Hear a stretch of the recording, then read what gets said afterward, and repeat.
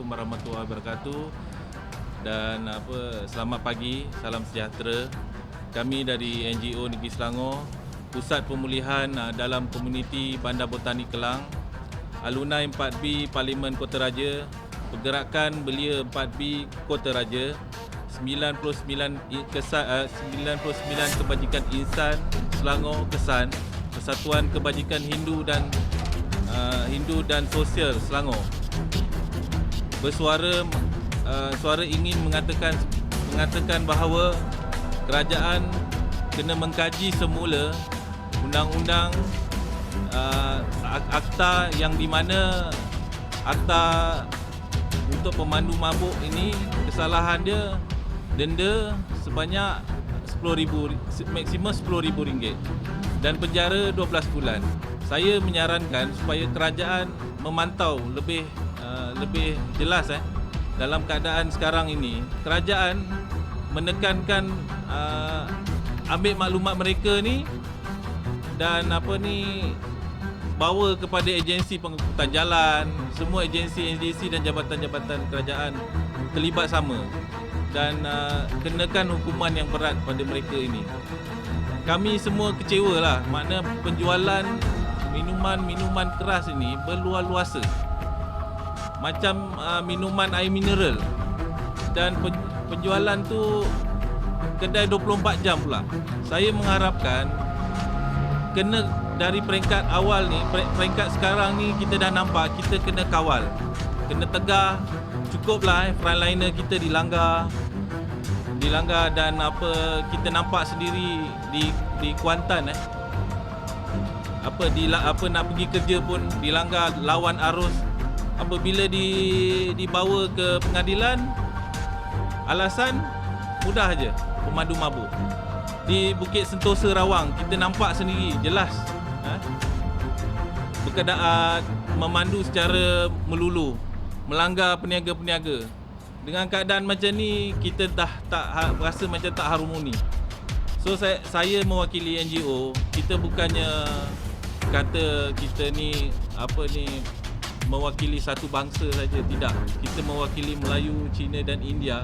Kita mengharapkan kajian ni dari segi akta ni 1987 ni lebih terperinci, pelaksanaan dia lebih jelas, bahawa semua pemandu-pemandu mabuk ni semua ada identiti. Semua maklumatnya pihak JPJ pun sudah tahu, pihak majlis pun sudah tahu. Semua maklumatnya semua ada. Sepatutnya kita dah kenakan hukuman lebih berat. Kita nampak sendiri di Singapura, makna gantung lesen, penjara beratus lipat kali ganda daripada hukuman mereka. Kami semua mengharapkan tegas, ambil tindakan tegas seperti mana kerajaan berjaya mengawal COVID-19 ni lebih menular. Kita boleh buat, Malaysia boleh buat, kerajaan boleh buat. Di sini saya ingin menegaskan pada pemandu yang mabuk ni, kalau nak mabuk boleh mabuk dekat rumah, janganlah mabuk dekat luar dan di mana merosakkan harta benda, menyusahkan penjawat awam, di mana mereka telah melanggar beberapa frontliner. Ini boleh menyebabkan satu kesan yang mudarat, seperti ahli keluarganya terjejas dan menyusahkan ramai jabatan untuk menyiasat.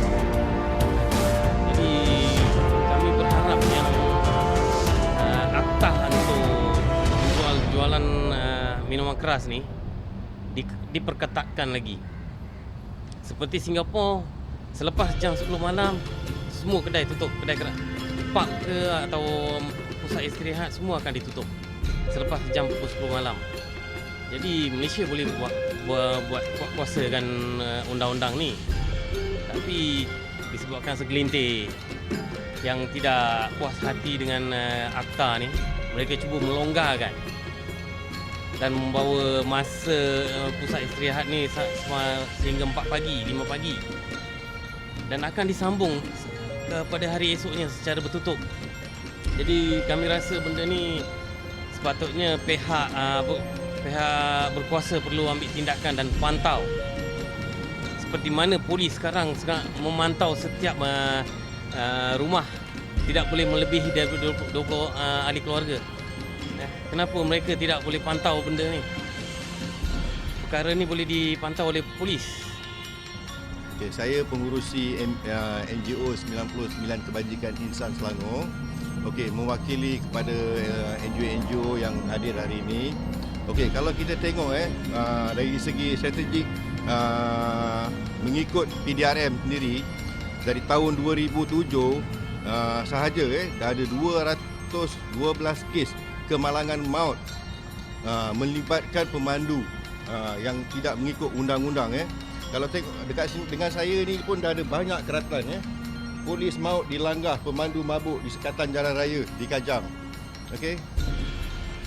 Lagi pemandu mabuk lagi langgar orang sampai mati di Pulau Pinang. Artikel ni semua ni ini semua benda yang dah berlaku. Benda yang dah berlaku. Lelaki maut dilanggar pemandu mabuk lawan harus di Kuantan. Ni kes barulah ni. Lelaki dipercayai mabuk melanggar 11 kenderaan. Nampak tak? So, benda-benda ni semua disebabkan apa? Sebab akta kita. Akta dan undang-undang kita. So, kita nak mohon pada kerajaan ketatkan lagi akta ni supaya tidak ada lagi masalah ni. Yang berlaku ni semua kepada rakyat Malaysia. Yang mati ni pun semua rakyat Malaysia. So, kita nak kalau boleh buat sesuatu yang terbaik untuk rakyat Malaysia. Jadi saya bersama-sama dengan beberapa kawan-kawan atau rakan-rakan NGO saya berada pada pagi ini tentang isu pemandu yang memandu secara mabuk, iaitu pemandu yang memandu melebihi alkohol yang dibenarkan. Jadi apa yang saya nak sampaikan dekat sini, sudah sampai masanya pada pihak kerajaan, khususnya Kementerian Pengangkutan untuk membuat sesuatu. Tidak perlu lagi untuk mengkaji undang-undang berkenaan dengan akta pengangkutan jalan dengan hukuman yang harus dikenakan kepada mereka-mereka ni tentang kajian-kajian mengatakan tentang kandungan paras alkohol yang perlu diikut standard antarabangsa.